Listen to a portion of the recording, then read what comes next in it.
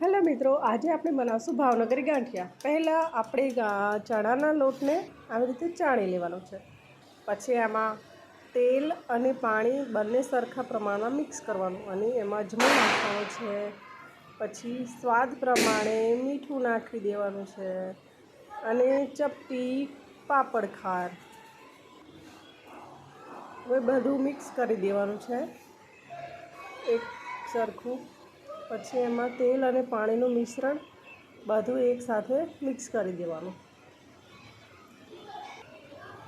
પછી ધીરે ધીરે આવી રીતે લોટને મિક્સ કરતા જવાનું અને એને એક સારું લોટ બાંધવાનો છે, ઢીલો થોડો, એનાથી ગાંઠિયા સોફ્ટ બનશે।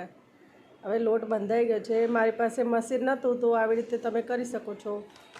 અમૂલ બટર છાશની બેગ હતી, એમાં મેં સાફ કરીને અંદર તેલ લગાવ્યું છે અને મિશ્રણ નાખ્યું। હવે અમે સિંગ તેલના ગાંઠિયા તળીશું। હવે આમાં ભરી દીધું છે મિશ્રણ, તો હવે આપણે ગાંઠિયા તળવાની સ્ટાર્ટ કરીશું। તેલ થઈ ગયું છે, હવે ફૂલ ગેસ રાખવાનો, પછી ધીમો કરી દેવાનો। હવે આપણે ગાંઠિયા આ રીતે દબાવતું જવું પડશે। પ્લાસ્ટિક બેગના લીધે થોડું પ્રેસ કરવું પડતું હતું વધારે।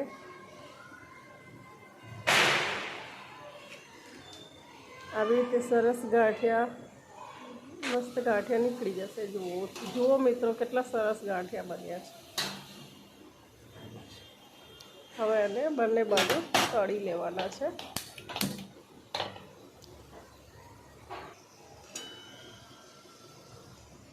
છે ને મિત્રો, દુકાન જેવા જ સરસ ગાંઠિયા। 250 ગાંઠિયામાંથી 2 ડીશ ભરીને ગાંઠિયા બની જાય એટલા ગાંઠિયા બને છે।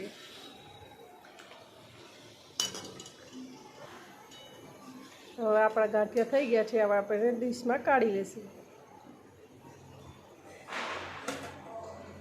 જુઓ મિત્રો, છે ને મસ્ત ક્રિસ્પી ને ક્રન્ચી ગાંઠિયા। હવે થોડા તીખા બનાવીના છે, એમાં મરચું નાખવાનું છે, થોડું મીઠું નાખી દઈશ। હવે એને તળી લેશું। તીખા અને મોળા ગાંઠિયા બંને બનાવ્યા છે મેં। છે ને સરસ મિત્રો, ભાવનગરી ગાંઠિયા રેડી। 250 લોટમાંથી એકદમ કુરકુરે અને ક્રન્ચી બનશે કડક। હવે 250 ગાંઠિયામાંથી ડબ્બો ભરીને ગાંઠિયા બન્યા। Like, subscribe, thank you.